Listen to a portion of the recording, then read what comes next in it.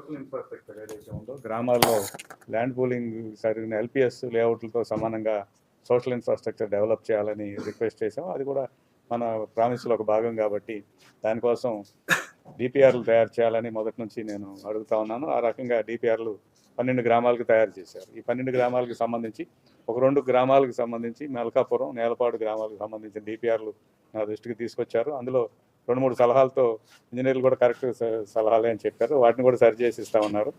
గౌరవ మంత్రి నారాయణ గారితో డిస్కస్ చేయడం జరిగింది. వారు సోమవారం తర్వాత ఎప్పుడైనా సరే గ్రామాల్లో సమావేశాలు, గ్రామ సభలు పెట్టి ఆ డిపిఆర్లు గ్రామంలో చర్చించి ఏదైతే ఇంకా ఏవైనా మనం ఇంక్లూడ్ చేయని ఏమైనా ఉంటే అవి చేస్తామని చెప్పారు.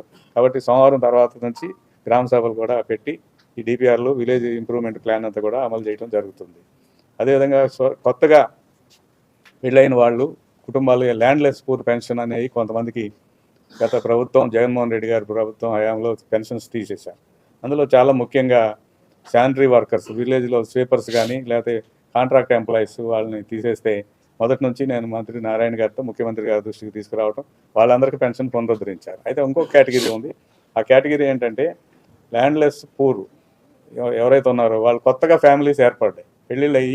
పెళ్ళిళ్ళైన వాళ్ళకి సపరేట్ ఫ్యామిలీ, ఒక రేషన్ కార్డు ఫ్యామిలీ ఏర్పాటైన వాళ్ళందరూ దాదాపు 2500-600 మంది ఉన్నారని చెప్పారు.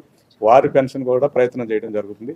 అది కాకుండా ఇంకా ల్యాండ్లెస్ పూర్ కేటగిరీస్లో కొంతమంది ఒమిట్ చేశారు. జగన్మోహన్ రెడ్డి గారు 6 స్టెప్ వ్యాలిడేషన్ అని ఒక ప్రక్రియ తీసుకొచ్చి రాజధానిలో పెన్షన్లు అర్హత ఏంటంటే పొలం లేకపోతే పెన్షన్ ఇవ్వాలనేది ఆలోచన. కానీ 6 స్టెప్ వ్యాలిడేషన్ రాష్ట్ర వ్యాప్తంగా ఏదైతే 6 స్టెప్ వ్యాలిడేషన్ ఉందో దాన్ని జగన్మోహన్ రెడ్డి గారు రాజధాని ప్రాంతంలో అప్లై చేయడం వల్ల కొంతమంది ఎలిజిబిలిటీ కోల్పోయారు. వారి విషయం కూడా స్టడీ చేయడం జరిగింది.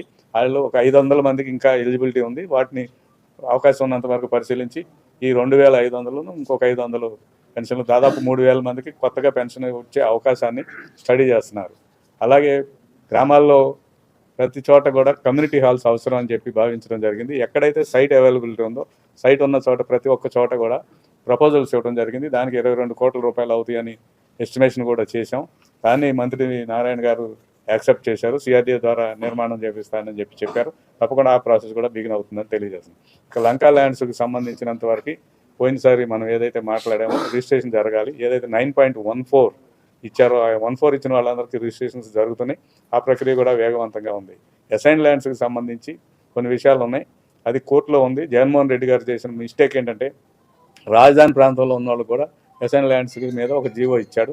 దానివల్ల లీగల్ ప్రాబ్లం వచ్చింది. ఆ లీగల్ ప్రాబ్లం సాల్వ్ అయిన తర్వాత త్వరలోనే రాజధాని ప్రాంతంలోని అసైన్ ల్యాండ్స్కి సంబంధించి ఒక ప్రత్యేకమైన నిర్ణయాలు తీసుకుంటారు అని చెప్పి తెలియజేసుకుంటాను. ఇక శానిటేషన్ అనేది చాలా 2-3 సమస్యలు నేను సిఆర్డీ అధికారులు ఈ కమిటీ దృష్టికి తీసుకురావడం జరిగింది. ఎందుకంటే విఐపి ఏరియా ఏదైతే సీఎం గారు వివిఐపి ఏరియా ఎవరైతే వస్తుంటారో అప్పుడు అందరినీ తీసుకొచ్చి ఒకే లైన్లో శానిటేషన్ తీసుకొస్తున్నారు. అప్పుడు గ్రామాల్లో శానిటేషన్ ఇబ్బంది వస్తుందంటే దాన్ని మంగళగిరి, తాడేపల్లి మున్సిపల్ కార్పొరేషన్ పరిధిలోకి తీసుకొచ్చేసి తద్వారా అడిషనల్గా వర్క్ ఫోర్స్ని పెంచి శానిటేషన్ ప్రాబ్లం కూడా సాల్వ్ చేస్తామని చెప్పారు.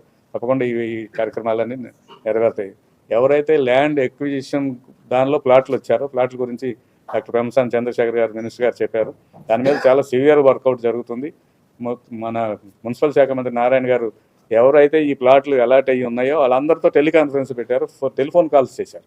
టెలిఫోన్ కాల్స్ చేస్తే రెస్పాన్స్ సార్ చెప్తారు. ఎందుకంటే దాదాపు 100-120 మంది కంటే ఎక్కువ మంది విల్లింగ్ లేరు. వాళ్ళ 37 మంది ఏమో మార్చుకోవడానికి సిద్ధంగా ఉన్నారు. 86 మంది ఏమో టైం కావాలని నిర్ణయం తీసుకోవడానికి టైం కావాలి. సో ఇటువంటి చాలా ఇష్యూస్ ఉన్నాయి. వీటన్నిటిని దృష్టిలో పెట్టుకొని జనరల్ ఒపీనియన్ మాత్రం ప్రజలు చేసుకోకూడదు. ఎవరికైతే ప్లాట్ అలాట్ అయిందో ఆ ప్లాట్ అలాట్ అయిన వాడికి ఆయన కోరిక ఆయనకు ఉంది. ఆ కోరికను బట్టి ఇక్కడ నిర్ణయాలు జరుగుతాయి. వారు రెడీగా ఉండి మేము రిజిస్ట్రేషన్ చేసుకోవడానికి సిద్ధంగా ఉన్నాం అన్నట్టయితే వాళ్ళకి లాటరీలో వారు కోరుకున్న ప్లేస్లో వారి ఊర్లో లేకపోతే పక్క ఊర్లో అయినా సరే అలాట్మెంట్ ఇవ్వడం జరుగుతుందని తెలియజేస్తూ చాలా సకృత వాతావరణంలో జరిగింది చర్చలు. దాదాపు చాలా విషయాలు పరిష్కార దిశగా ఉన్నాయి. కొన్ని పరిష్కారం అయినాయి. ఆ నిర్ణయాలన్నింటినీ కూడా అమలు చేస్తున్నారు. తప్పకుండా సిఆర్డీఏ పనితీరు కూడా చాలా బాగా మెరుగుపడింది. మంత్రివర్యులు చంద్రశేఖర్ గారు, నారాయణ గారు కూడా కాన్స్టెంట్ పర్స్యూ చేస్తున్నారు. ఇష్యూస్ ఏమైనా ఉంటే మా దృష్టికి తీసుకొస్తున్నారు. నేను వారి దృష్టికి తీసుకొచ్చి సమస్యల పరిష్కారానికి కృషి చేస్తున్నామని తెలియజేస్తున్నాను.